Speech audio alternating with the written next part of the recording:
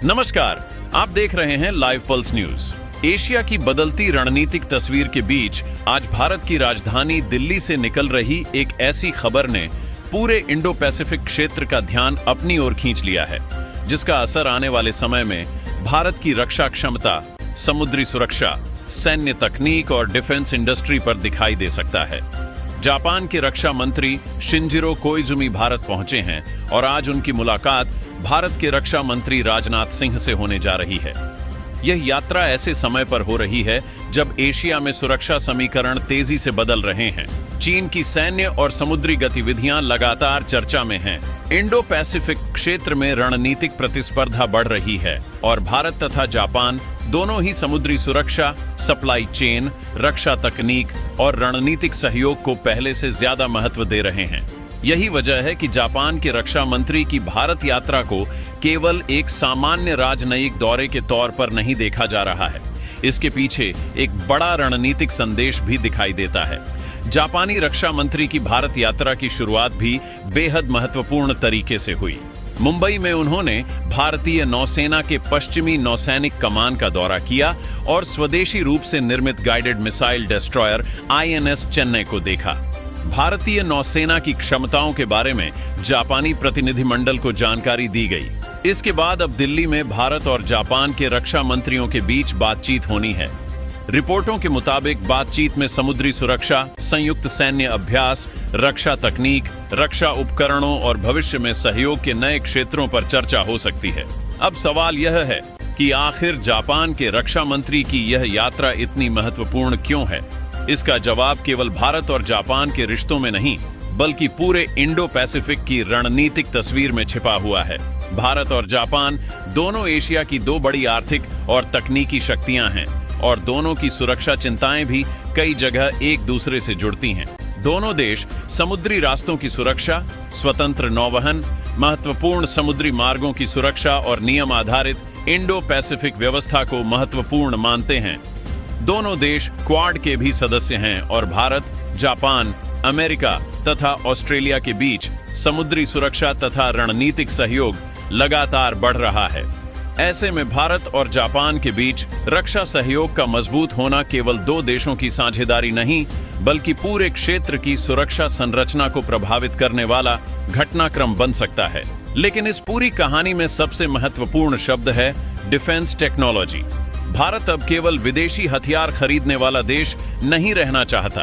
भारत का लक्ष्य रक्षा उत्पादन को देश के अंदर बढ़ाना, विदेशी तकनीक के साथ भारतीय उद्योग को जोड़ना, संयुक्त विकास और संयुक्त उत्पादन को बढ़ावा देना और लंबी अवधि में अपने रक्षा सिस्टम के लिए आत्मनिर्भर सप्लाई चेन तैयार करना है।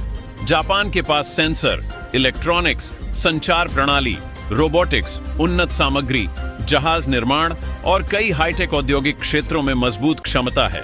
दूसरी तरफ भारत के पास बड़ा रक्षा बाजार, बड़ी सैन्य जरूरतें, बढ़ता हुआ डिफेंस मैन्युफैक्चरिंग इकोसिस्टम और बड़े पैमाने पर उत्पादन की क्षमता है। अगर दोनों देशों की क्षमताओं को सही तरीके से जोड़ा जाता है तो आने वाले वर्षों में इसका असर केवल एक दो हथियार प्रणालियों तक सीमित नहीं रहेगा, बल्कि रक्षा उद्योग की पूरी वैल्यू चेन पर पड़ सकता है। यही वह बिंदु है जहां से जापान के रक्षा मंत्री की भारत यात्रा को लेकर इतनी चर्चा हो रही है। पिछले कुछ समय में भारत और जापान के बीच रक्षा संबंधों में लगातार विस्तार हुआ है। जुलाई 2026 में दोनों देशों के बीच रक्षा नीति संवाद भी हुआ था, जिसमें द्विपक्षीय रक्षा सहयोग की प्रगति की समीक्षा की गई और स्वतंत्र, खुले तथा नियम आधारित इंडो पैसिफिक के लिए सहयोग मजबूत करने की प्रतिबद्धता दोहराई गई। इसके अलावा भारत और जापान के बीच सैन्य अभ्यासों का भी लंबा सिलसिला है। दोनों नौसेनाएं जाइमेक्स जैसे अभ्यास करती हैं और जापान भारत, अमेरिका तथा ऑस्ट्रेलिया के साथ मालाबार जैसे बहुपक्षीय नौसैनिक अभ्यासों में भी शामिल होता रहा है।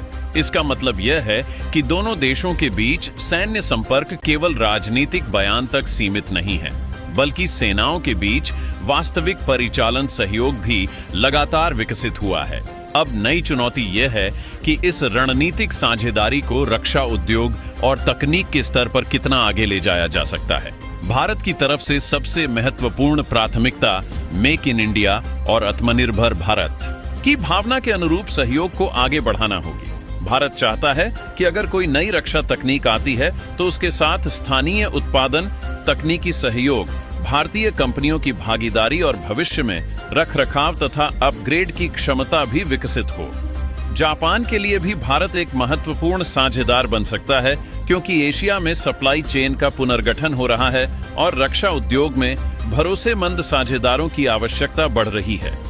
जापान ने अपनी रक्षा नीति और रक्षा उपकरणों के ट्रांसफर से जुड़े नियमों में भी बदलाव किए हैं, जिससे भविष्य में कुछ क्षेत्रों में अंतर्राष्ट्रीय रक्षा सहयोग के लिए अधिक अवसर पैदा हो सकते हैं। अब यहाँ एक बेहद महत्वपूर्ण बात समझना जरूरी है। सोशल मीडिया पर इस तरह की सुर्खियां तेजी से फैल सकती हैं कि जापान भारत आया है और अब चीन को जवाब देने के लिए कोई बहुत बड़ी हथियार डील होने जा रही है। लेकिन आधिकारिक तौर पर अभी हर संभावित रक्षा परियोजना को अंतिम डील मान लेना सही नहीं होगा। बातचीत और संभावित सहयोग को डील से अलग समझना जरूरी है।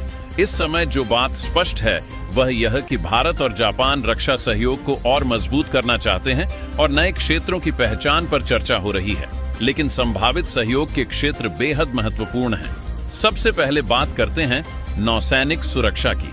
भारत और जापान दोनों के लिए समुद्र केवल व्यापार का रास्ता नहीं, बल्कि राष्ट्रीय सुरक्षा का महत्वपूर्ण हिस्सा है।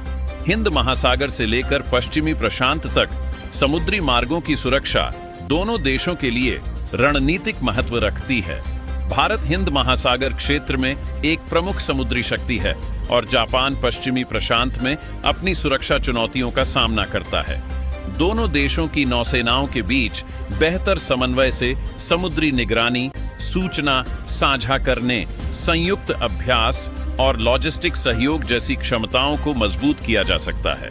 दूसरा महत्वपूर्ण क्षेत्र है मैरीटाइम डोमेन अवेयरनेस, यानी समुद्री क्षेत्र की गतिविधियों पर बेहतर निगरानी।